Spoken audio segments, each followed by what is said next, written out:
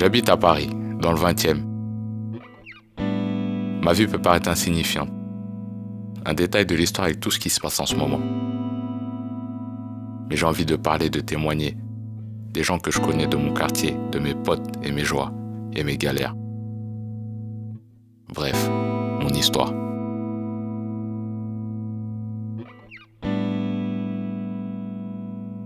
Elle, c'est Johanna. On se voit depuis longtemps. Je la croisais à l'époque. Elle n'avait pas encore eu d'enfant. Elle vivait avec sa mère à Porte de Montreuil. C'était une fille un peu secrète. Elle parlait pas beaucoup. Quand elle a eu son premier fils, Curtis, on a commencé à se voir de temps en temps. Mais c'est surtout grâce à Canel et Kenzie que j'ai appris à mieux la connaître. Je me souviens quand elle était enceinte. Je me souviens des premiers pas de chacun. J'ai appris à ses 3 enfants à faire du roller.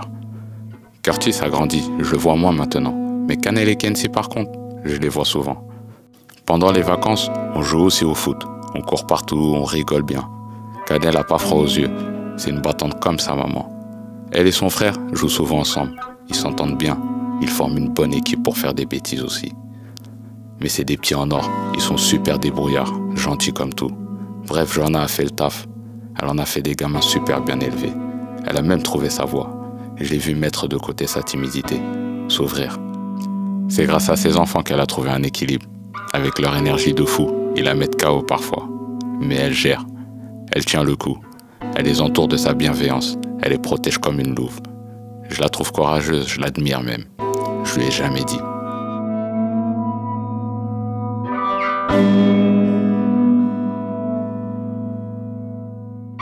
Elle, c'est Rebecca. Elle a 24 ans et ça fait 12 ans que je la connais. La moitié de sa vie. On se marrait en pensant à ça la dernière fois. Ça passe vite le temps. Elle a grandi à Porte de Bagnolet, avec plein de frères. Il y en a un que je connais un peu mieux. C'est le plus jeune, Zézé. Je l'ai rencontré grâce à des mecs d'une asso locale. Ils les ont emmenés en vacances, ils les ont sortis. Et Rebecca s'est passionnée de ciné, de photos et de peinture. Elle fait les beaux-arts maintenant. Elle a bougé à Caen pour ça, mais elle revient souvent dans le coin. Et même si elle peut paraître dure, elle a le plus beau sourire du monde. Elle prend du temps sur ses vacances pour venir me voir, m'aider à gérer les petits. Elle fait aussi du graphe avec les grands. Ils font des fresques marrantes avec des animaux à lunettes, des fleurs en smiley et leurs blazes avec plein de couleurs. Quand je pense que maintenant elle est aux Beaux-Arts, ça me fait bizarre. Je m'en souviens quand elle était encore ado, grande gueule, et maintenant elle bosse sur des films d'art et tout. Bon, elle est encore grande gueule, mais elle m'a dit que ça lui avait fait du bien de bouger du quartier. Et en même temps, je vois bien qu'elle a besoin d'y revenir. J'aime bien qu'elle vienne me voir. Je me dis que ça leur montre autre chose aux gamins. Et les beaux-arts, c'est pas rien quand même. C'est la classe.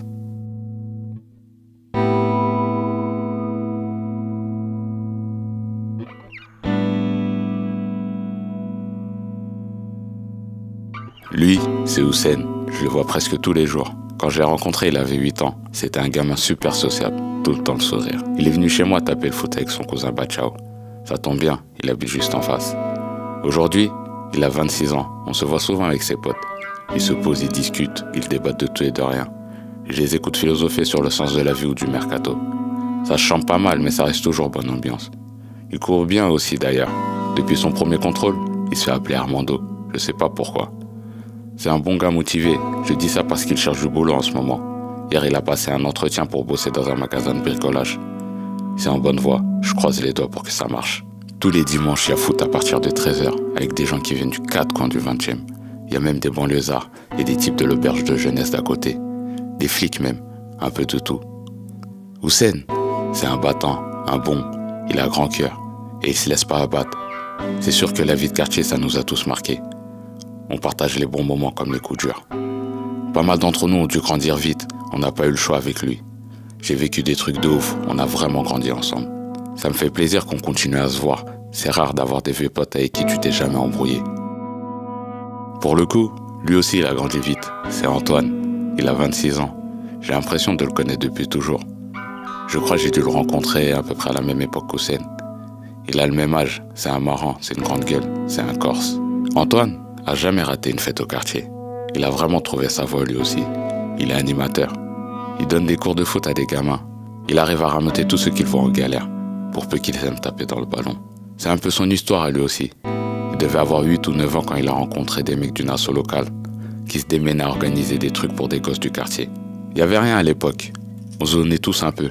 Bon, ce que je vous ai pas dit, c'est qu'avant j'étais moins fréquentable comme les gens qui traînaient sur le boulevard Davout d'ailleurs.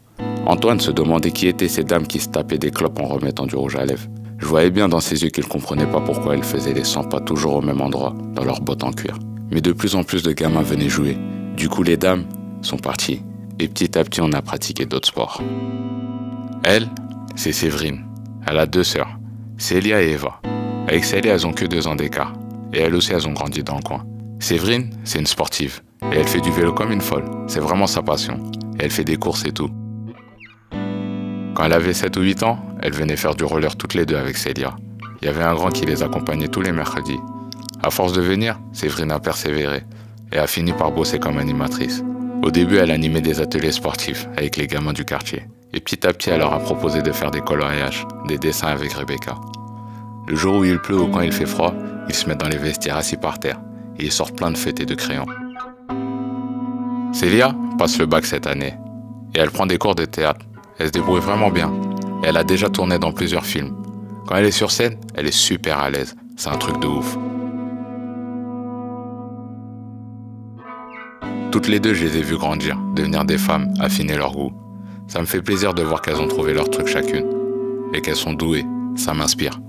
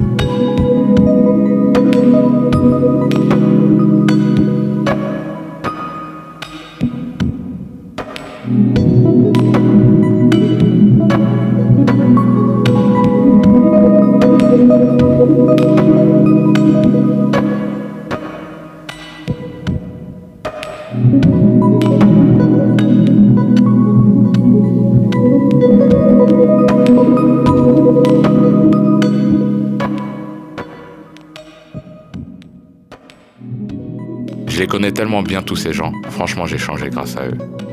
Et pour le mieux, croyez-moi. Toutes ces rencontres, tous ces moments, les galères comme les kiffs, les embrouilles et les réconciliations. Les petits qu'on voit grandir et qui deviennent des grands. C'est ça mon quotidien. On m'appelle TEP, je suis un de sportif, et en tout cas c'est comme ça qu'on m'a d'abord défini. Mais petit à petit je suis devenu plus que ça, grâce aux associations, grâce aux acharnés qui ont vu mon potentiel, et qui se sont dit qu'il y avait des trucs à faire dans le quartier. Je suis devenu un terrain d'éducation populaire, peuplé de passeurs et de forces de vivre qui m'ont construit, qui ont fait de moi ce que je suis aujourd'hui. Je suis un tremplin vers d'autres horizons. Je suis à la croisée des chemins. je suis une référence pour beaucoup. Si je vous parle maintenant, c'est parce que je vais bientôt disparaître. On va me détruire, mais je vais pas mourir. On va me raser, me remodeler, me changer. Je sais pas trop ce que je vais devenir. En fait, on verra. Mais une chose est sûre, c'est que tout ce que j'ai vu, tout ce que j'ai vécu avec tous ces gens, ça restera. L'envie de partager, de vivre ensemble, de vivre tout court. On est en train de tourner une page de l'histoire. Tout ce qui nous rapproche est important, et plus que jamais.